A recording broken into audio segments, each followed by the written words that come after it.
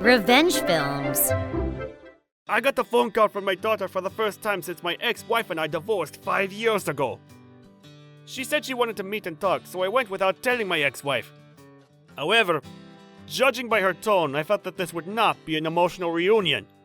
Just in case anything unexpected happened, I brought a voice recorder when I went to see my middle school daughter.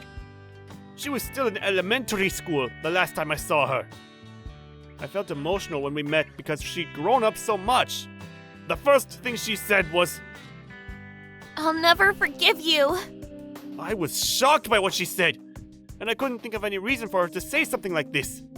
Before I could say anything, she continued, "You abandoned Mom and me because you were having an affair.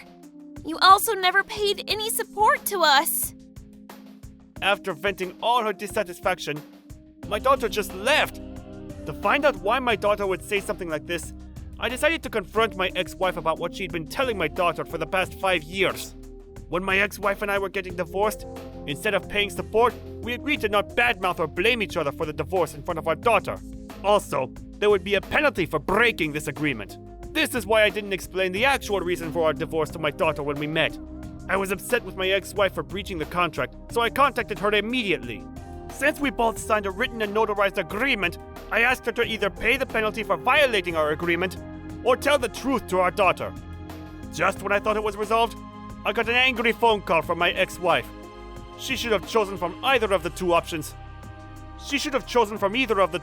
But she was persistent and kept calling me, and I had no choice but to answer. My ex-wife said she wanted to meet me in person to have a talk and apologize to me. I told her, "You can either choose to pay the fine or explain to our daughter what really happened. I don't need an apology from you." Her response was basically like, "Was that supposed to be a joke? What was the purpose of making an agreement in written form and getting it notarized then?"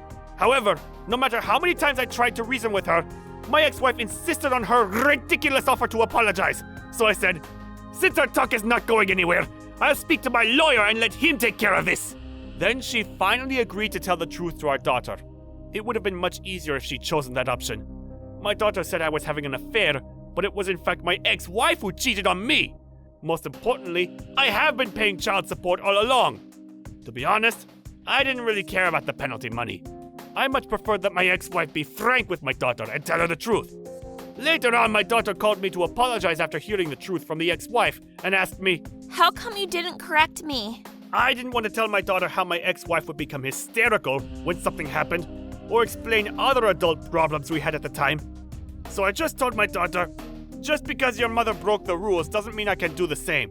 She agreed to what I said, then explained to me the reason why she acted that way the other day. My ex-wife had lied to my daughter, saying I didn't pay her any spousal and child support. As a result, my daughter would need to start working after middle school. I was taken aback by my daughter's behavior that day, but I completely understood her at this point. My daughter knew that even university graduates struggle to find a job nowadays, so she was in despair when told she couldn't even go to high school. My daughter didn't know what to do when she was told there wasn't enough money to continue her education when her classmates were all preparing for high school. Naturally, she would want to blame me for not doing my part. I realized that the expression on my daughter's face that day was basically saying, "Do something, Dad. Help me. This is not what I want my life to be." Then my daughter said, "I don't want to live with my mom anymore. I want to live with you, Dad." It was a big problem that the child support I paid to my ex-wife every month was not spent on my daughter. At the same time, I thought it might be difficult for my teenage daughter to stay with me. After some thought, I suggested she attend a boarding high school, and my daughter was thrilled about my suggestion. "I'll do it. Yeah, I'm going to high school." I decided to keep this from my ex-wife for the time being, so I told my daughter, "Don't let your mom know about this. I don't know how she would react." My daughter replied, "Okay, I won't say a thing." If my ex-wife knew, she would definitely become hysterical and try to argue with me. To send my daughter off to a boarding school, I decided to stop paying child support to my ex-wife. It was pointless to send child support if it wasn't used for my daughter. My daughter didn't say a word to my ex-wife and was able to pass the entrance exam to the boarding high school. My ex-wife probably thought more money would be in her pocket if my daughter started working after finishing middle school. As soon as my daughter got accepted, she packed the bare minimum and left home. There was nothing to worry about. The boarding school has basic living necessities and provides meals to the students. Even though my daughter hated me at first, she was so happy and excited when she called me. Thank you, Dad. I was relieved and happy to hear what she said. As expected, my ex-wife called me when she couldn't contact her daughter and acted hysterically over the phone. Where is my daughter? She left a note saying she was going to high school and had just disappeared. You must have done something. Is there a problem? Isn't it normal for her to go to high school? Don't be ridiculous. She was supposed to start working right after middle school. You are the one being ridiculous! Where did the child support I sent you every month go to? Shut up! I don't have enough money. Give me my daughter back. What kind of mother are you to make your daughter work right after middle school? That's not gonna happen! I'm going to fight for full custody of our daughter! No, wait. I need my daughter. Give her back. I have enough evidence to prove that you didn't provide a decent life for our daughter! I hung up when my ex-wife was still talking. I met with my lawyer and did some investigation on my ex-wife. As it turned out, my ex-wife wanted to please the man she cheated with so much that she spent all the child support I paid and my daughter's allowance on him. As a result, my daughter was hardly taken care of. I couldn't forgive my ex-wife for treating my daughter like that. To be honest, I was upset when I saw my daughter acting similarly to my ex-wife. It all made sense when I thought about it later because she was in such a bad environment and feeling lost for her future. After enough evidence was collected, I filed a request for custody transfer.